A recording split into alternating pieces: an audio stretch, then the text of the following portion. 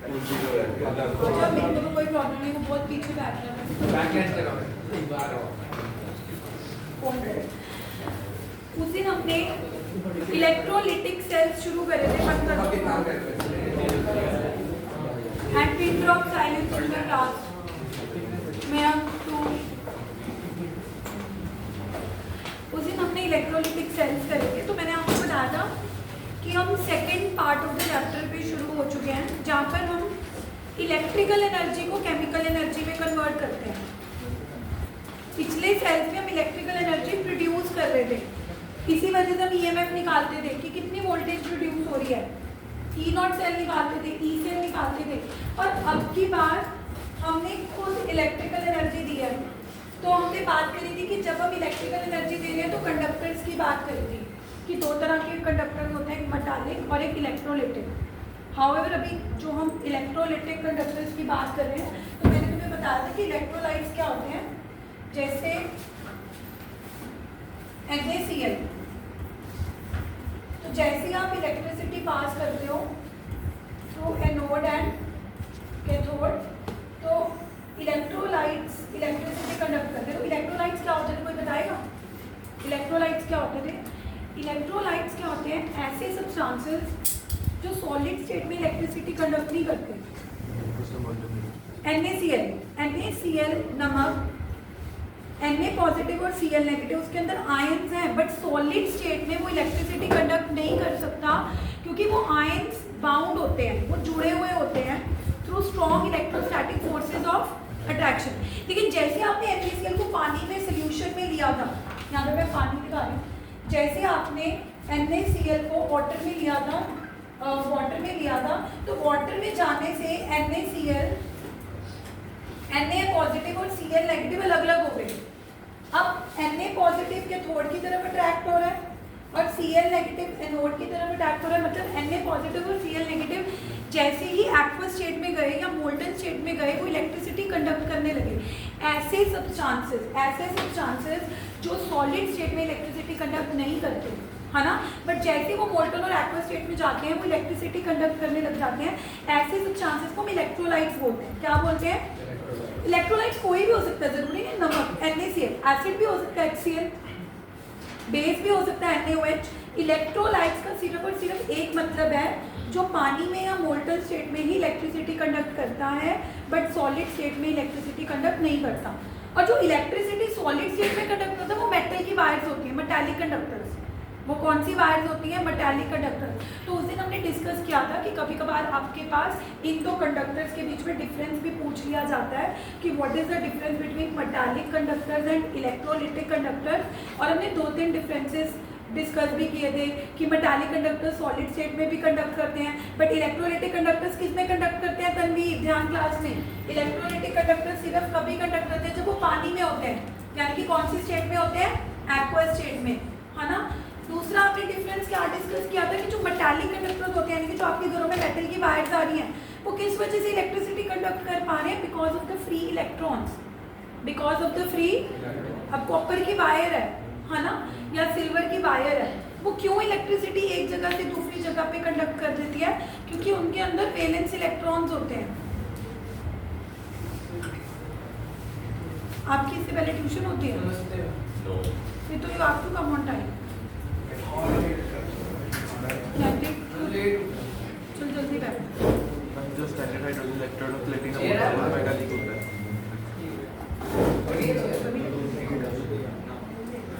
यहाँ पे बैठ जाओ।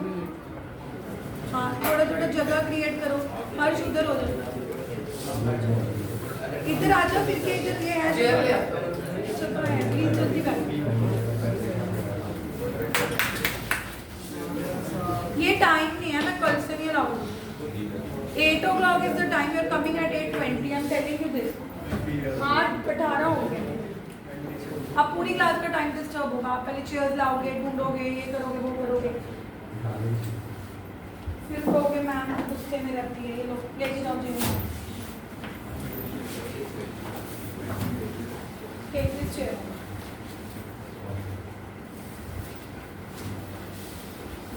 चलो मैं आगे चल रही हूँ। This we all have done. तो मैंने तुम्हें बोला था कि इलेक्ट्रिसिटी की बात चली है, तो हम थोड़ा फिजिक्स में उसके बाद कि हमें कुछ टर्म्स पता होनी चाहिए, जैसे रेजिस्टेंस, है ना। रेजिस्टेंस क्या होता है, तो आप लोगों ने बोला कि ma'am obstruction to the flow of electron. आपने फिजिक्स में पढ़ रखा है कि जब करंट फ्लो करता है तो इलेक्ट्रॉन्स को बीच बीच में रुकावट मिलती है, उसी को हम रेजिस्टेंस बोलते हैं। और हमने ये भी डिस्कस किया था कि जितनी कंडक्टर की लेंथ होगी, जितनी लेंथ बड़ी होगी उतनी ज़्यादा उसको रुकावट मिलेगी। Longer the length of the wire, उसको बीच बीच में उतने हर्डल्स मिलेंगे जितनी लंबी लेंथ होगी। लेकिन अगर आपने क्रॉस सेक्शनल एरिया बढ़ा दिया, पहले वायर की इतनी विड्थ थी, लेकिन अब एरिया बढ़ने से इलेक्ट्रॉन खुले खुले ट्रैवल करेंगे, यानी कि एरिया बढ़ने से रेजिस्टेंस कम होती है, लेकिन लेंथ बढ़ने से रेजिस्टेंस बढ़ती है। और आपने ये सब फिजिक्स में पढ़ रखा है। तो R is directly proportional to length of the wire and it is inversely proportional to the area. उसके बाद इस फॉर्मूले में एक कांस्टेंट आया था रेजिस्टिविटी, एक कांस्टेंट आया था रेजिस्टिविटी, है ना। और इसके बाद हमने क्या डिस्कस किया था, ये मैंने आपको दिखाया था कि रेजिस्टेंस रुकावट मिल रही है, but I think don't talk in the class everybody, okay. अब उसके बाद मैंने तुम्हें बोला था कि ध्यान देना, आपको पता भी नहीं लगेगा कैसे हम फिजिक्स से केमिस्ट्री में घुस जाएंगे, क्योंकि अभी आपको लग रहा होगा कि हाँ ये तुमने कर रखा है फिजिक्स में, अभी आप एकदम से केमिस्ट्री में जाने वाले हो, प्लीज फोकस।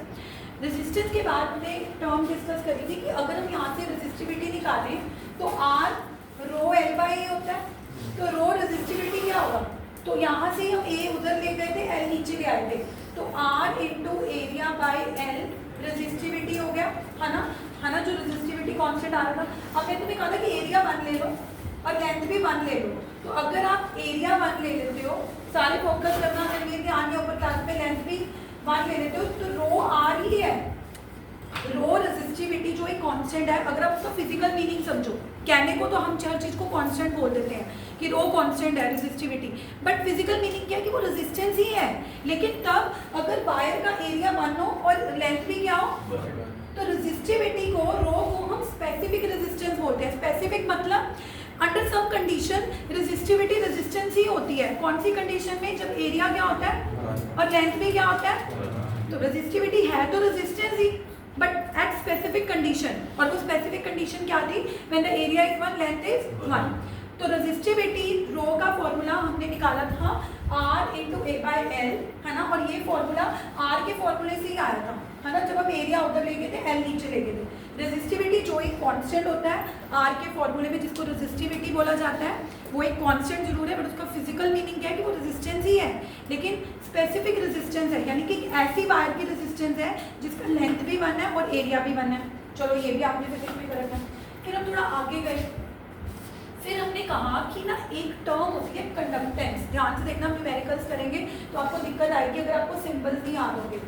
कंडक्टेंस के सिंबल होता है जी, कंडक्टेंस का सिंबल क्या होता है, जी। कंडक्टेंस रेजिस्टेंस का बिल्कुल ऑपोजिट है ना। जैसे हम रेजिस्टेंस बोलते हैं कि it is the obstruction to the flow of electron, कि इलेक्ट्रॉन को कितनी रुकावट मिल रही है।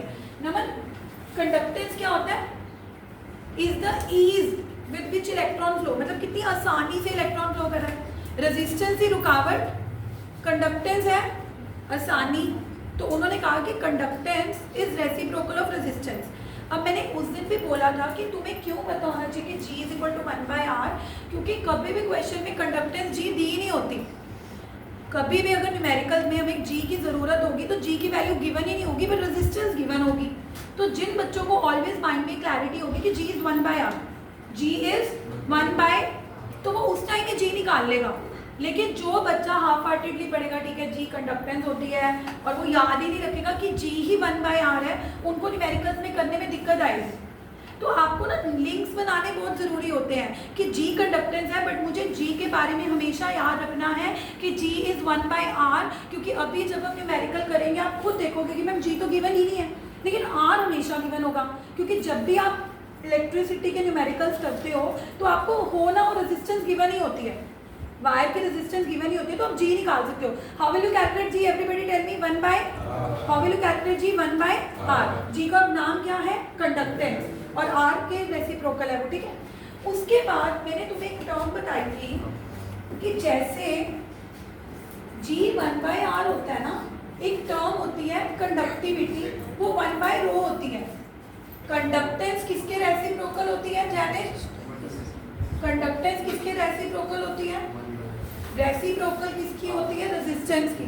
1/r की रेसिप्रोकल नहीं होती, रेसिप्रोकल किसकी होती है? r की, यानी कि G इज 1/।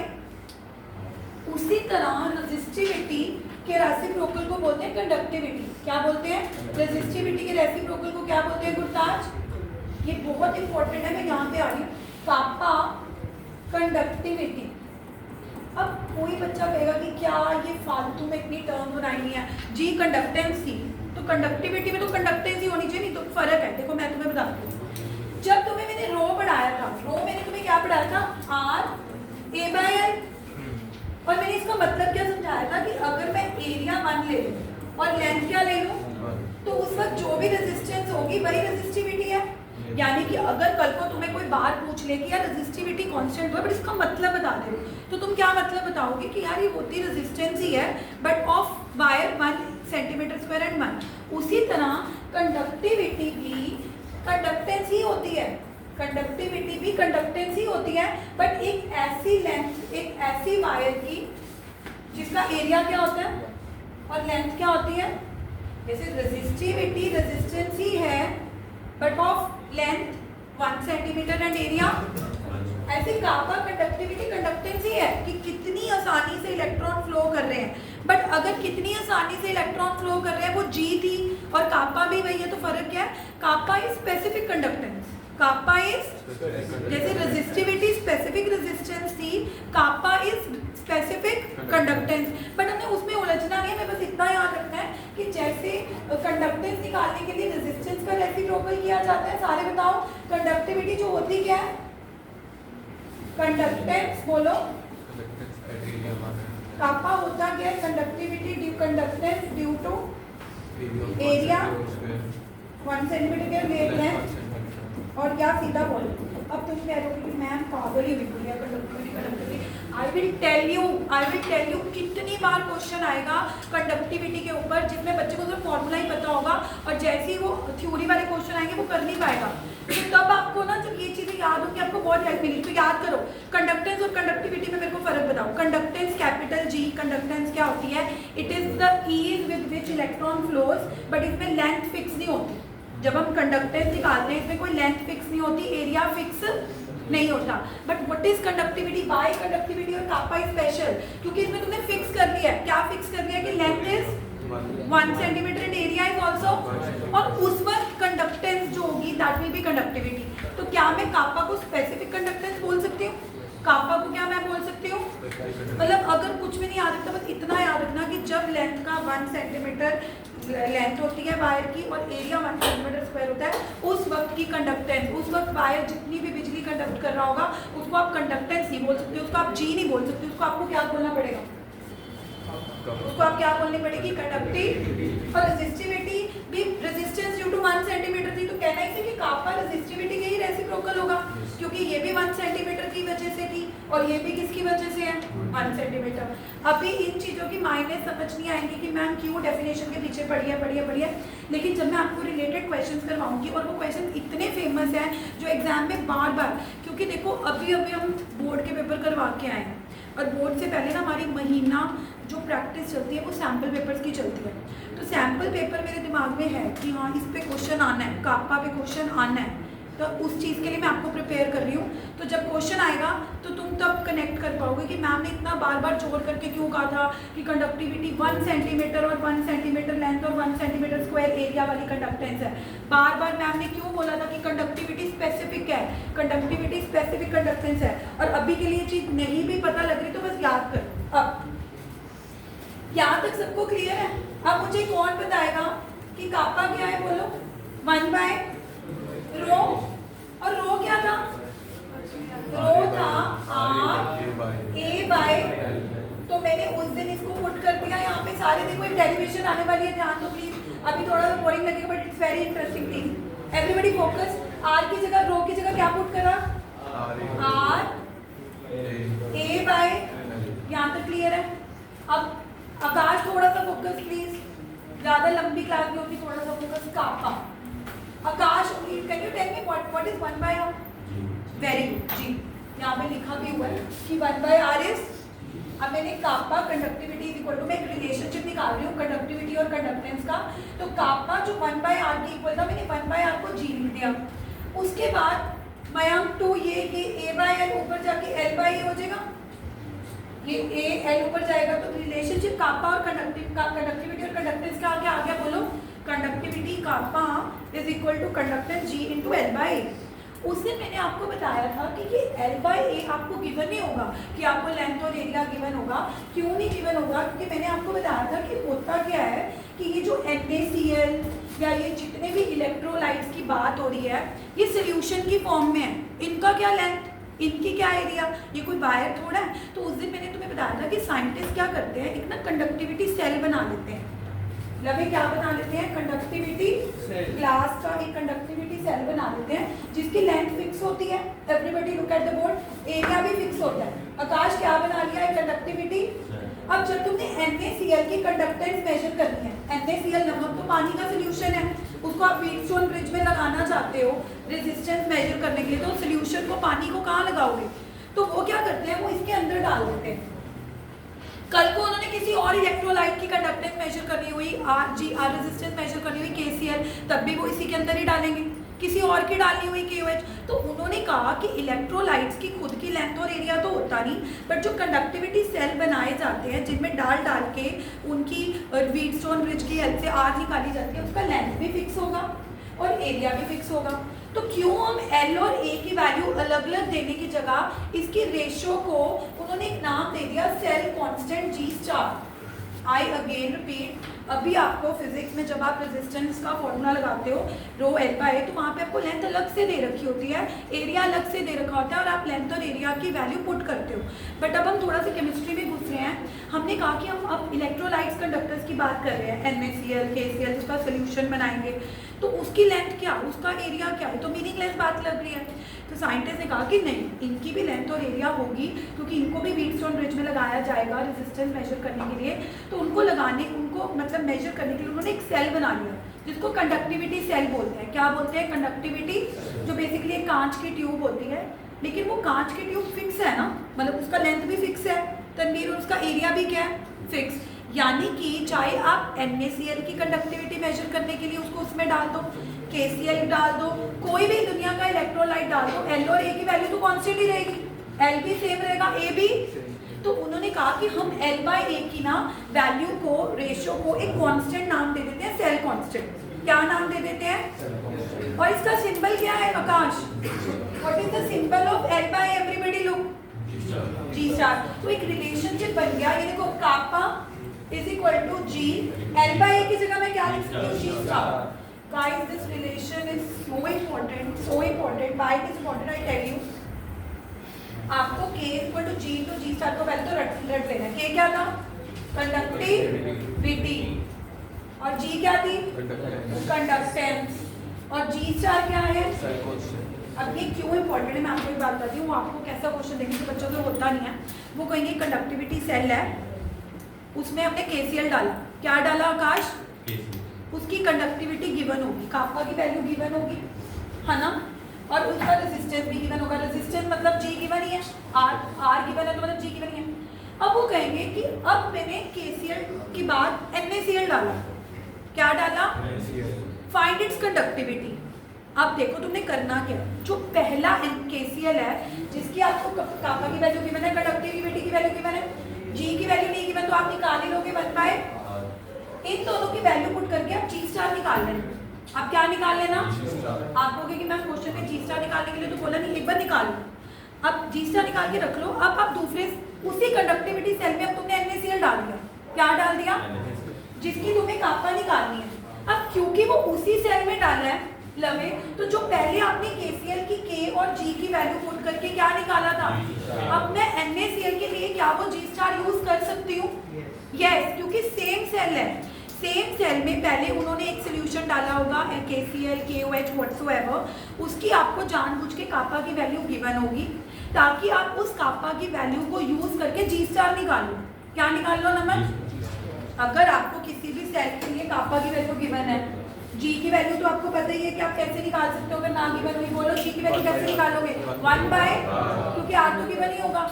इन दोनों की वैल्यूज पुट करके आपने क्या निकाल लेना है? G*, सेल कांस्टेंट, क्योंकि वो सेल के लिए कांस्टेंट ही रहेगा।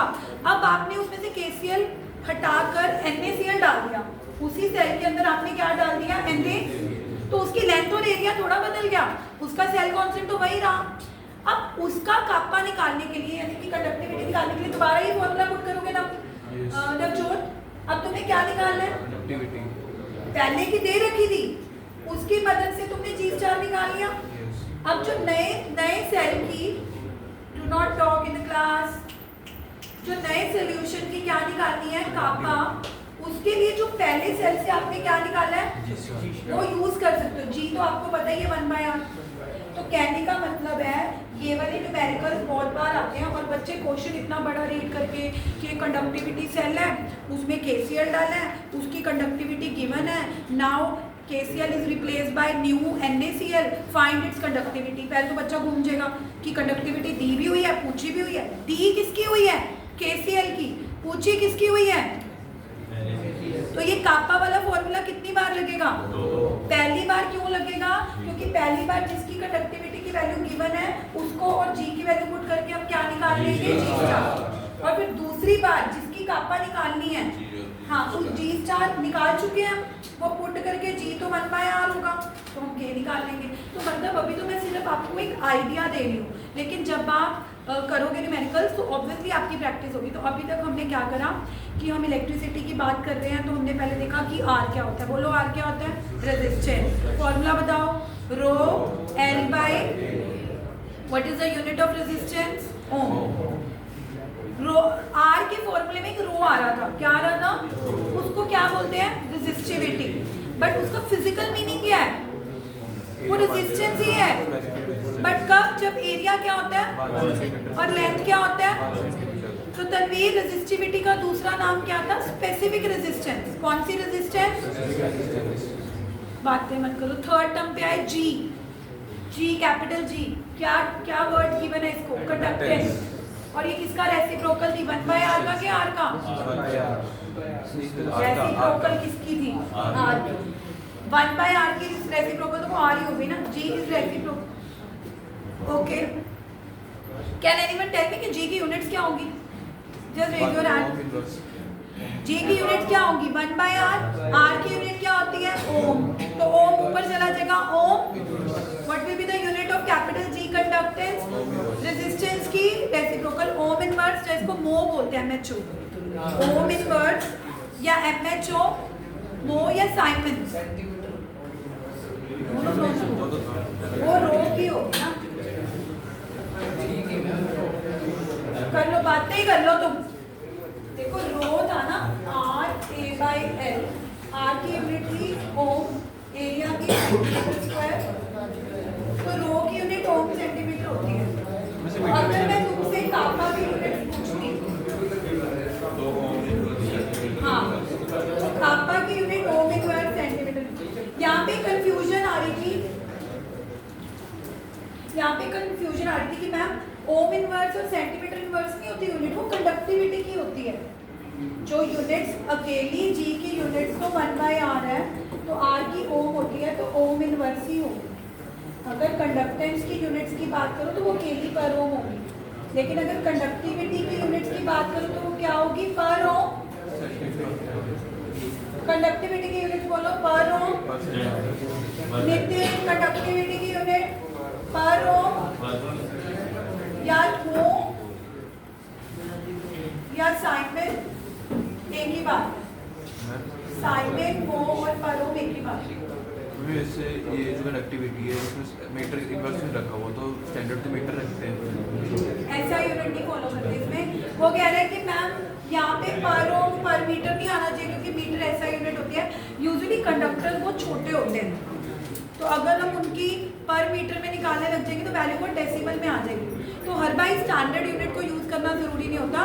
रेलिवेंस देखो, अब मैं कहूँ कि मेरे को जयपुर से, दिल्ली से जयपुर जाना है, तो मैं ये मीटर में थोड़ा डिस्टेंस बताऊंगी, किलोमीटर में बताऊंगी ना, 400 किलोमीटर, 40,000 मीटर, थोड़ा कि मैंने तो ऐसा यूनिट ही फॉलो करनी है। You should always know that ऐसा unit of distance is metre, but relevance के हिसाब से बात की जाती है। अगर डिस्टेंस होता है बहुत बड़ा तो मीटर में थोड़ा एक्सप्रेस करते हैं, किसमें करते हैं, ऐसे ही। अगर रेजिस्टेंस फाइंड आउट कर रहे हैं, छोटी छोटी वायर्स हैं, उनका बोल देखो मैंने कितनी बार बोला कि मेरी क्लास में ना अगर मुझे फोन दिख गया मैं देख लेना तोड़ दूंगी, फिर मत बोलना। एंड जिसका भी फोन है उसके पेरेंट्स लेके जाएंगे, आई मीन इट। जब तक तुम्हारे साथ ये रुकना नहीं कहूँ। चलो ये क्लियर हो गया, कंडक्टिविटी हो गया। कंडक्टिविटी की यूनिट बोलो पर ओम। ठीक है, अब हम थोड़ा सा और आगे बढ़ते हैं। रेजिस्टेंस हो गया, कंडक्टेंस हो गया, रेजिस्टिविटी होगी, कंडक्टिविटी होगी, है ना।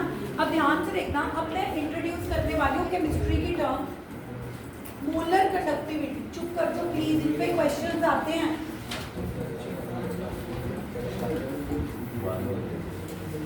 क्या है मोलर? अब मोलर कंडक्टिविटी क्या होती है ध्यान से सुनना। तुमने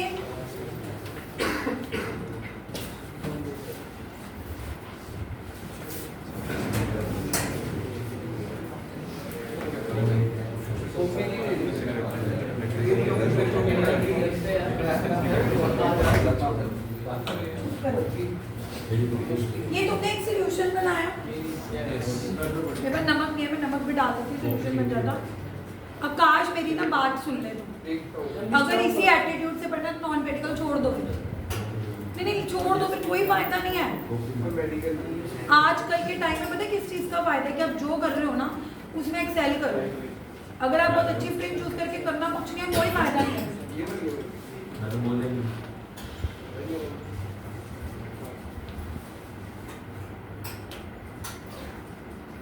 मैंने ना एक सोल्यूशन बनाया, नमन देख ले, मैं यही ठंडा पानी मुंह पे फेंक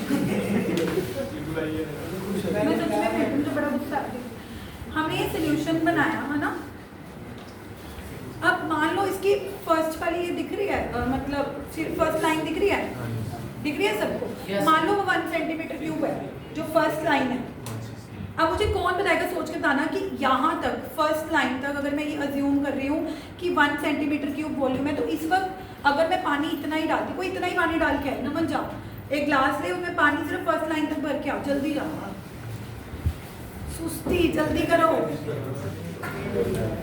हरी अप, क्योंकि ये समझ ही नहीं आएगा अगर आपने इसको अंडरस्टैंड करके ना समझा। आपने कौन सी लाइन तक पढ़ा? मैं तो ऐसे भर आई, क्योंकि वो कहीं तक भी भर सकते हैं। नमन सो मत जाइए, जल्दी आ।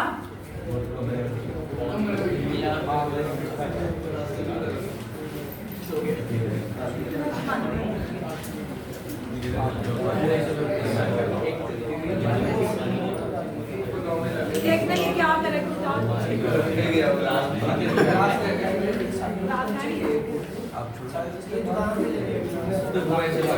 पानी पी के थोड़ा कम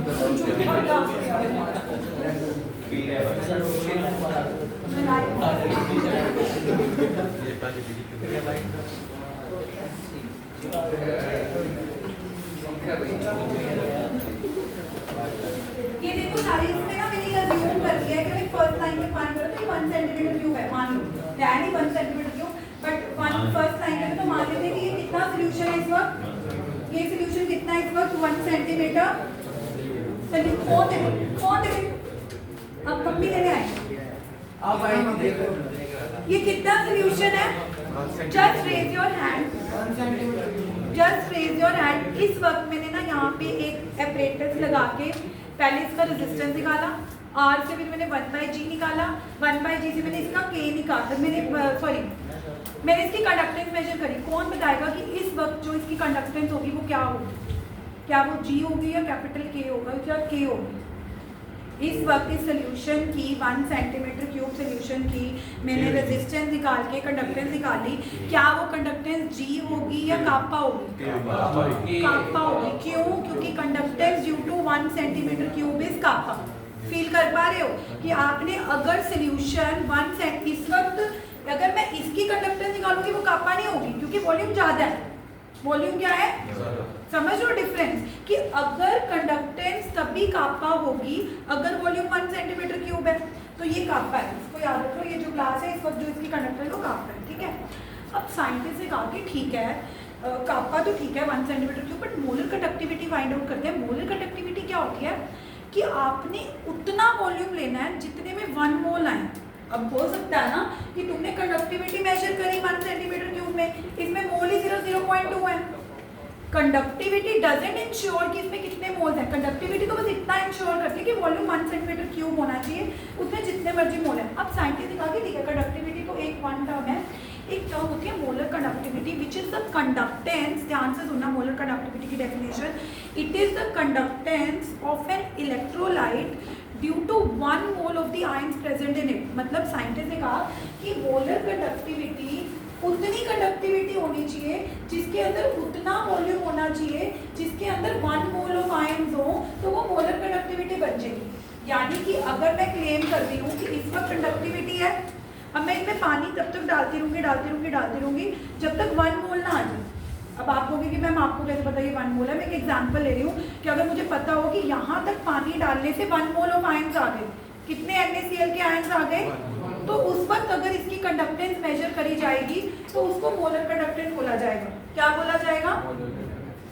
अब आप कहोगे कि मैम कंडक्टिविटी तो 1 सेंटीमीटर क्यूब की वजह से थी, बट आपको कैसे पता लगेगा कि और मैं कितना वॉल्यूम डालूं, और मैं इसके अंदर कितना वॉल्यूम डालूं कि उसके अंदर 1 मोल आयंस आ जाए?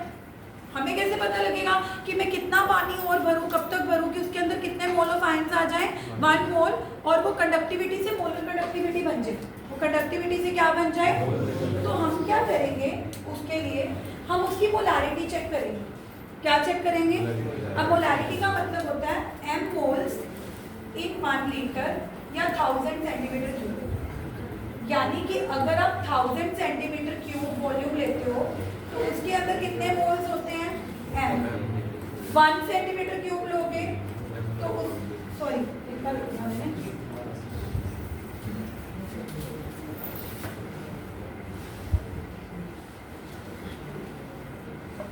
m मोल्स कितने वॉल्यूम के अंदर है? 1000 सेंटीमीटर क्यूब। 1 मोल कितने वॉल्यूम के अंदर होगा? 1000 बाय, यानी कि अगर मैं यहाँ पे वॉल्यूम की जगह 1000 बाई m लिख दूं तो ये वो वॉल्यूम हो जाएगा जिसके अंदर 1 मोल होंगे। तो यानी कि मेरा लैम्डा m का फॉर्मूला बन गया कि molar conductivity equal to kappa * 1000 by m। मैं आपको सीधा फॉर्मूला भी दिखा सकती थी जैसे नॉर्मल टीचर पढ़ाते हैं कि मोलर कंडक्टिविटी का फॉर्मूला याद कर लो, कंडक्टिविटी × 1000 बाई मोलारिटी, है ना। और अभी भी अगर किसी को मेरा कॉन्सेप्ट समझ नहीं आया वो भी एंड में रट्टा ही मारेगा, बट मेरी सिर्फ एक कोशिश थी, मैं दोबारा करती हूँ कि कंडक्टिविटी जब होता है तो that is only due to 1 centimetre cube. Conductivity की जो फिजिकल मीनिंग होती है कि हमें मोल से मतलब नहीं होता, हम वॉल्यूम 1 सेंटीमीटर क्यूब लेते हैं। हम क्या लेते हैं? 1 centimetre cube. But molar conductivity कहती है कि कंडक्टिविटी को, मोलर कंडक्टिविटी के लिए आपको तब तक पानी डालता रहना है जब तक कि उसका उतना वॉल्यूम ना हो जाए जिसके अंदर 1 मोल ऑफ आयंस आ जाए। जिसके अंदर कितने आयंस आ जाए? तो when the conductivity if due to the solution which contain 1 mole of the ions, volume जितना मर्जी हो बट आयंस कितने हो? 1 मोल, तो वो मोलर कंडक्टिविटी बन जाती है। क्या बन जाती है? अब मोलर कंडक्टिविटी का जो फॉर्मूला होता है वो ये होता है kappa * 1000 बाई m। जो कभी भी कोई टीचर समझाता नहीं है कि kappa * 1000 बाई m आया कैसे है, वो बस रटवा देते हैं कि मोलर है तो नीचे मोलारिटी आएगी, मोलर है तो नीचे क्या आएगा। लेकिन अब तुमने समझा है कि हमने कंडक्टिविटी को उतने वॉल्यूम के साथ मल्टीप्लाई करना था जिसके अंदर 1 मोल ऑफ आयंस हो, जिसके अंदर कितने आयंस हो। फिर हमने कहा कि मैम हमें कैसे पता लगेगा कि हम कितना वॉल्यूम लें? तो हमने कहा कि वो मोलारिटी से ही पता लग जाएगा, क्योंकि जितनी मोलारिटी होती है उसका मतलब उतने मोल्स कितने वॉल्यूम के अंदर होते हैं? 1000 सेंटीमीटर क्यूब। तो 1 मोल कितने वॉल्यूम के अंदर होंगे? 1000 बाई, तो आपने वॉल्यूम की जगह 1000 बाई m पुट कर दिया। 1000 बाई m वो वॉल्यूम है जो 1 मोल्स कंटेन करता है। अब हालांकि ये डेरिवेशन आपने कहीं करके नहीं दिखानी, आपको जब भी मोलर कंडक्टिविटी का न्यूमेरिकल आएगा, अगर जिन बच्चों को कुछ समझ नहीं आ रहा उन्होंने बस ये फॉर्मूला रट लेना है कि मोलर कंडक्टिविटी का फॉर्मूला क्या, बोलो मेरे साथ, kappa * 1000 अपॉन। अब मुझे ध्यान से बताना, एक अब ध्यान से एक चीज बताना, everybody please connect with me, everybody connect with me, just raise your hand जो मेरे को बताएगा उसको कुछ नहीं, बस kappa की यूनिट बताओ। kappa की यूनिट kappa की यूनिट पर ओम पर centimetre. Everybody agrees with me, kappa की यूनिट डेसिक पेंसिल, kappa की यूनिट बताओ। हाँ ओनली पर ओम जी की थी सिर्फ पर ओम। अब देखो तुम खुद कहोगे कि मैम क्यों इतना फोकस करवा रही है। जब तुम कापा की वैल्यू पुट करोगे ना जो क्वेश्चन में गिवन होगी, कापा की वैल्यू कंडक्टिविटी है, कापा की वैल्यू क्या है, उसकी वैल्यू जब पुट करोगे यहाँ पे यूनिट लिखना, बता रही हूँ क्यों, देख लो प्लीज। 1000 तुम्हारे लिए नंबर होगा या बाहर वाले बच्चों के लिए नंबर होगा, पर मेरे लिए 1000/m क्या था, 1 मोल के लिए 1000/m वॉल्यूम था। तो वॉल्यूम की यूनिट क्या होती है, 1000/m। 1000 तुम्हारे लिए नंबर होगा बट मेरे लिए 1000/m वॉल्यूम था। तो वॉल्यूम की यूनिट क्या होती है, तीन बातें थी, सेंटीमीटर। कितने बच्चों को समझ आ रहा है कि यहाँ पे मैंने 1000 के साथ यूनिट क्यों लिखी है, क्योंकि यहाँ पे 1000/m वो वॉल्यूम था विच कैरीज 1 मोल, यानी कि नीचे 1 मोल। अब मैं ये क्यों बता रही हूँ, मोलर कंडक्टिविटी की यूनिट्स क्या होती हैं, पर ओम। 1 सेंटीमीटर इनवर्स है, यहाँ सेंटीमीटर क्यूब है, सेंटीमीटर स्क्वायर हो जाएगा पर मोल। तो बच्चों को मोलर कंडक्टिविटी की यूनिट्स याद ही नहीं रहती, पर ओम, सेंटीमीटर स्क्वायर, पर मोल। लेकिन आपको डिराइव करके दिखा रही हूँ, आप बोलना मत। 1000/m हमने वो वॉल्यूम निकालना है ना विच कंटेन्स 1 मोल, डिराइव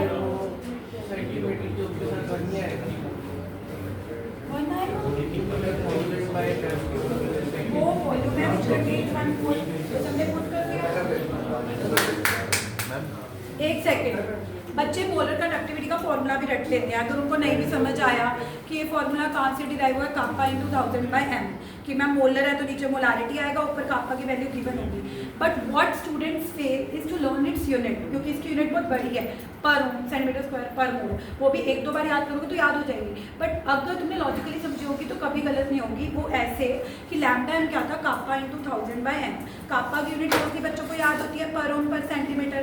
बच्चों को ये पता नहीं होता कि 1000 की भी यूनिट है सेंटीमीटर क्यूब, क्योंकि तुम्हें लगेगा कि 1000 तो नंबर है, लेकिन अगर जिसने ध्यान से सोचा होगा कि 1000/m वो वॉल्यूम था, 1000/m रिप्रेजेंट किसको कर रहा है, उस वॉल्यूम को विच कंटेन्स, तो है तो 1000/m एक वॉल्यूम ना, तो वॉल्यूम की यूनिट क्या होती है, सेंटीमीटर क्यूब। अब यहाँ पे आपने सेंटीमीटर क्यूब पुट कर दिया और नीचे मोलारिटी है तो क्या होएगा, मोल।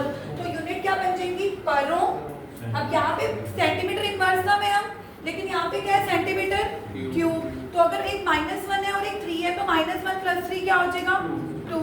तो सेंटीमीटर स्क्वायर, और नीचे मोलारिटी की वजह से पर मोल आ रहा है। तो लैम्डा m की यूनिट्स बच्चों को भूल जाते हैं, बच्चे फटाफट न्यूमेरिकल कर लेते हैं। Lambda m kappa into 1000 molarity, कापा यानी कि कंडक्टिविटी की वैल्यू क्वेश्चन में गिवन होती है, इंटू 1000, नीचे मोलारिटी 2.5 मोलर जो भी गिवन होती है कर चुके हैं। बट यूनिट बच्चों को मैं एंड तक, बोर्ड के एंड तक यार पर ओम, सेंटीमीटर स्क्वायर, पर मोल मैं याद ही करा देती हूँ। लेकिन अगर आपने लॉजिकली करा होगा यू विल नेवर फॉरगेट कि कापा की, मैं तो इनफैक्ट बच्चों को ये बोलती हूँ कि जब आप न्यूमेरिकल सॉल्व कर रहे होते हो ना, जब आप कापा की वैल्यू पुट करते हो साथ में उसकी यूनिट लिख ही लिया करो, कापा की यूनिट साथ में लिख ही लिया करो, क्या, पर ओम पर सेंटीमीटर।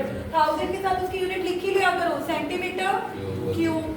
बच्चों को नहीं पता होगा कि 1000 की कोई यूनिट होगी, लेकिन आपको पता होगा क्योंकि आपके लिए 1000 नहीं है, आपके लिए 1000/m वो वॉल्यूम है विच कंटेन्स।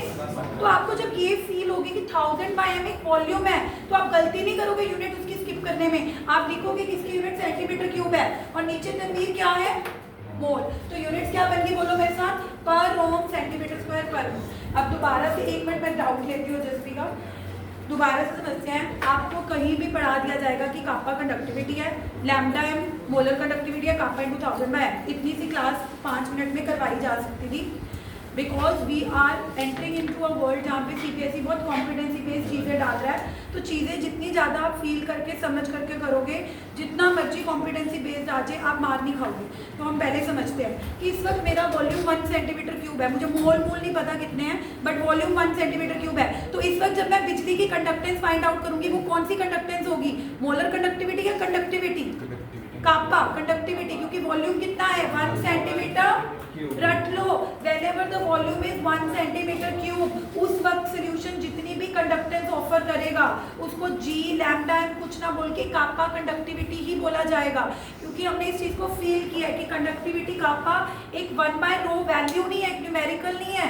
कंडक्टिविटी 1/ρ कोई भी निकाल लेगा, लेकिन अंडरस्टैंडिंग होनी बहुत जरूरी है कि कंडक्टिविटी, हाँ इस वक्त जो भी बिजली कंडक्ट करेगा ये कंडक्टिविटी होगी, क्योंकि मुझे वॉल्यूम 1 सेंटीमीटर क्यूब दिख रहा है। क्या दिख रहा है? वॉल्यूम। फिर साइंटिस्ट ने एक न्यू टर्म निकाली, मोलर कंडक्टिविटी। आप सोचोगे क्यों निकाली जा रही है, इसका भी रीजन है, अलग अलग टर्म्स क्यों निकाली जा रही है वो बाद में पता लगेगी। फिर साइंटिस्ट ने एक न्यू टर्म निकाली, मोलर कंडक्टिविटी। क्या निकली? साइंटिस्ट ने कहा कि 1 सेंटीमीटर क्यूब वॉल्यूम लेने से क्या होगा, आप उतना वॉल्यूम लो जिसमें 1 मोल आए। आप कितना वॉल्यूम लो जिसमें क्या आए? तो हमने वॉल्यूम भरा तब तक जब 1 मोल आ गए, मान लो इस टाइम 1 मोल आ गए, तो ये बन गई मोलर कंडक्टिविटी। क्या बन गई?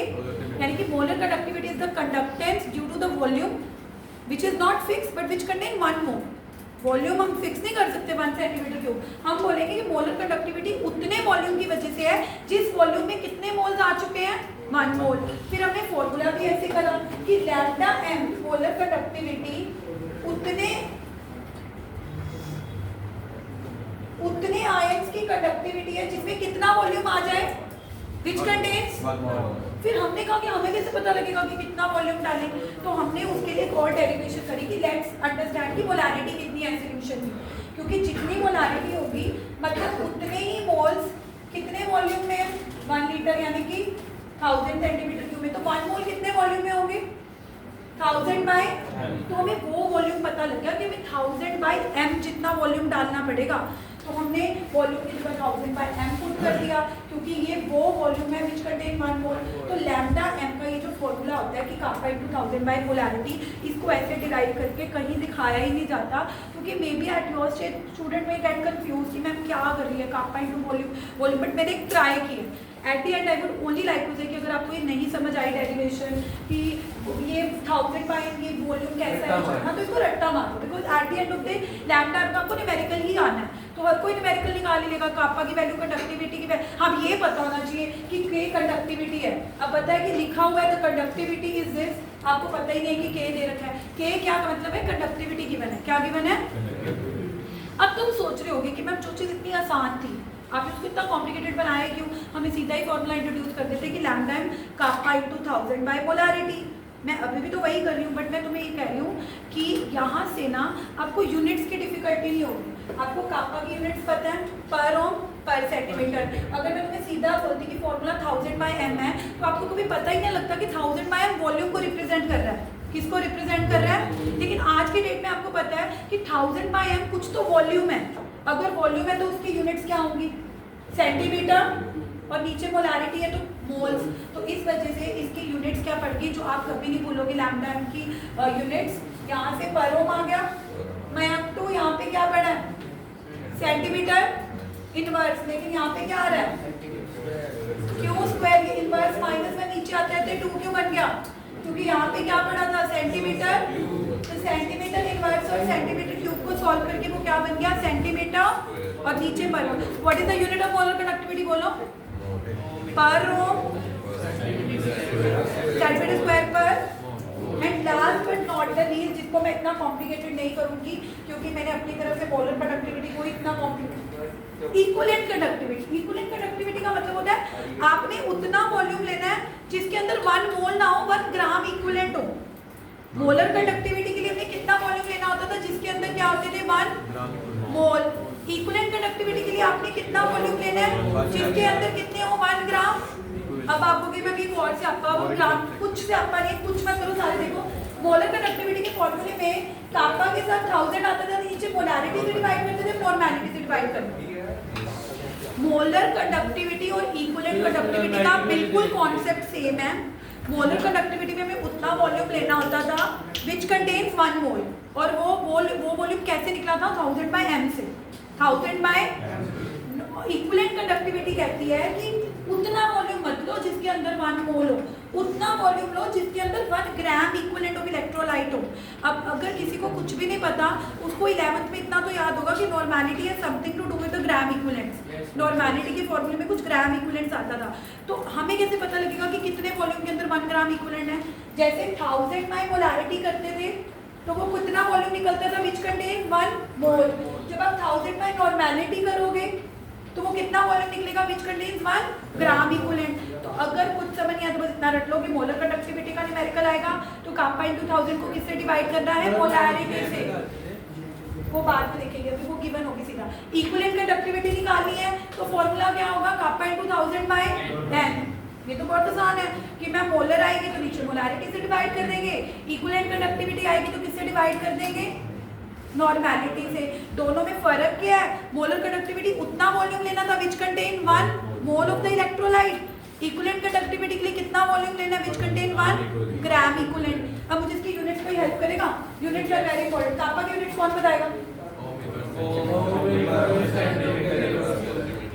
ऐसे नहीं कापा बराबर ओम इनवर्स ओम सेंटीमीटर। ओके 1000 की यूनिट बताओ। यस बच्चे कहेंगे 1000 मैं उसकी क्या यूनिट होती है, लेकिन आप कहोगे कि नहीं 1000 यहाँ पे कुछ रिप्रेजेंट कर रहा है, किसको रिप्रेजेंट कर रहा है, वॉल्यूम को। तो वॉल्यूम पूरे की बट पूरे की आएगी तो ऊपर ही, और नॉर्मेलिटी है नीचे तो नीचे क्या आएगा, मोल के ग्राम इक्विवेलेंट। अब मुझे बताओ इसकी यूनिट क्या आएंगी, पर ओम यूनिट पर ओम, सेंटीमीटर इनवर्स भी है और सेंटीमीटर, तो वो क्या बचेगा सेंटीमीटर और ग्राम। तो अब जब हाँ अब आपको जब कोई कहेगा कि मोलर कंडक्टिविटी कितने बदतमीज हो यार, अब आपको कोई कहेगा कि मोलर कंडक्टिविटी निकालो, आप निकाल भी दोगे कापा इंटू 1000 बाय यूनिट तो नहीं बोलोगे, क्या थी यूनिट,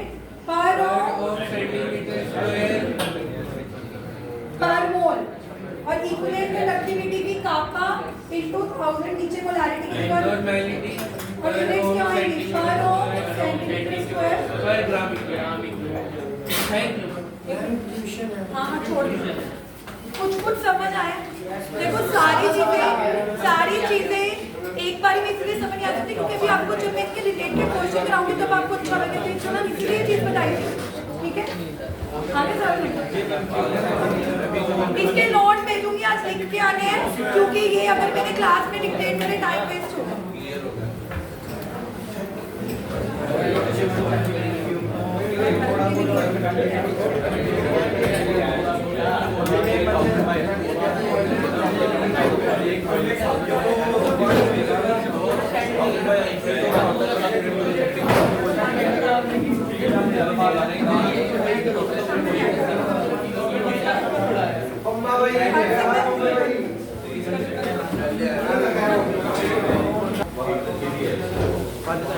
Thank you.